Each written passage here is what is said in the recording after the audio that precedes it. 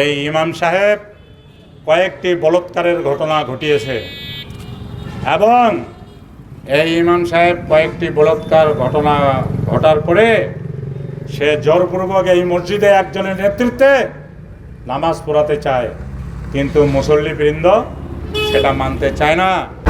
এইটা মানতে না চাওয়ার কারণে কালকে নামাজের পরে 2:30 সে অতর্কিতভাবে কিছু লোকজন নিয়ে এসে, সন্ত্রাসী নিয়ে এসে, মতিয়ার রহমান মতিগুন্ডা এলাকায় লোকজনকে মারপিট করে।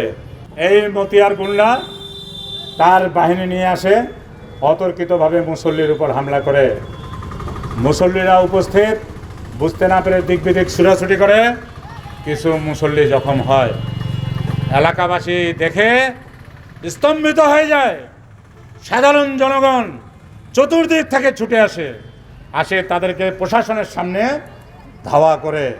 প্রশাসন এখানে কর্নেল সাহেব উপস্থিত ছিলেন, অ্যাডিশনাল এসপি সাহেব উপস্থিত ছিলেন, ওসি মহোদয় উপস্থিত ছিলেন এবং আরও গোয়েন্দা সংস্থা উপস্থিত ছিলেন।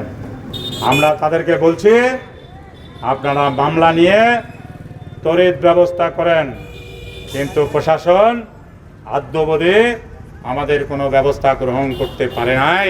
আজকে যে মসজিদের সামনে আমি দাঁড়িয়ে আছি, গত দীর্ঘ 9 বছর আমি এই মসজিদের সভাপতি ছিলাম। এই মসজিদের সভাপতি হবার পর যখন এই মসজিদ আস্তে আস্তে করে মানুষের পয়সা দিয়ে উঠে, তখন থাকি এই মতি গ্রুপ আমাকে বিভিন্নভাবে ডিস্টার্ব শুরু করে। আমার হাত থেকে সভাপতিত্ব নেওয়ার জন্য সে বিভিন্নভাবে চেষ্টা করে।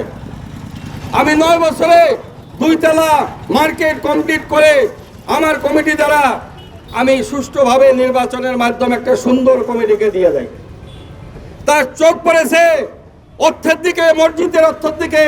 সে একটা লুটেরা, সে একটা ধান্দাবাজ, সে একটা সন্ত্রাসী। তার কোনো দল নাই, তার কোনো মত নাই, তার কোনো সমাজ নাই। আমরা চাচ্ছি সেই মতির অত্যাচার থেকে বাঁচতে। হয় মতিকে থাকতে দেন, না হলে আমরা যে সাধারণ মানুষ আছি, যারা সুন্দরভাবে বসবাস করতে চাই, শান্তিপূর্ণভাবে বসবাস করতে চাই, তাদের বসবাসের জন্য তার উপযুক্ত তদন্ত সাপেক্ষে তার বিচার করতে হবে। ইমামের পক্ষ নেয়া মতিয়ার রহমান মতি যে বিএনপিকে কলুষিত করছে এবং এই বিএনপির সম্পূর্ণরূপে 10 মাইলে ধ্বংস ডেকে আনছে, আমি অনুরোধ করব বিএনপির শীর্ষস্থানীয় নেতৃবৃন্দকে এই মতিয়ার রহমান মতির বিরুদ্ধে অতি শীঘ্রই ব্যবস্থা গ্রহণ করে দৃষ্টান্ত স্থাপন করতে, না হয় বিএনপির নামে কলঙ্ক হয়ে থাকবে এই 10 মাইলে। চাচ্ছি বিএনপির উনি একটা পদে আছে, এই পদটা থেকে যাতে হাইকমান্ড ওনাকে বহিষ্কার করে আর কি। আজকের প্রেক্ষাপট, আজকের বিচার বিশ্লেষণ করে দেখে যে ওরা আসলে বিএনপিটাকে উনি শেষ করে দিছে।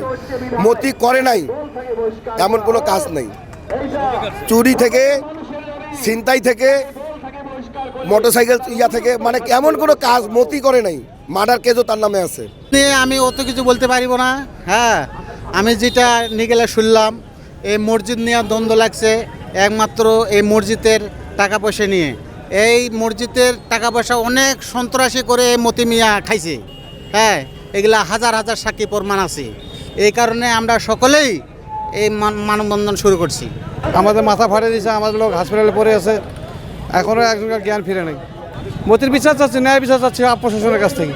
ভাইয়েরা আছে, আমাদের বিএনপি দলের নেতৃবৃন্দ আছে। আমি জোর দাবি জানাচ্ছি, এই সন্ত্রাসী মতিয়ার রহমান মতিকে যেন অতি দ্রুত যাতে ওনাকে বহিষ্কার করা হয় দল থেকে।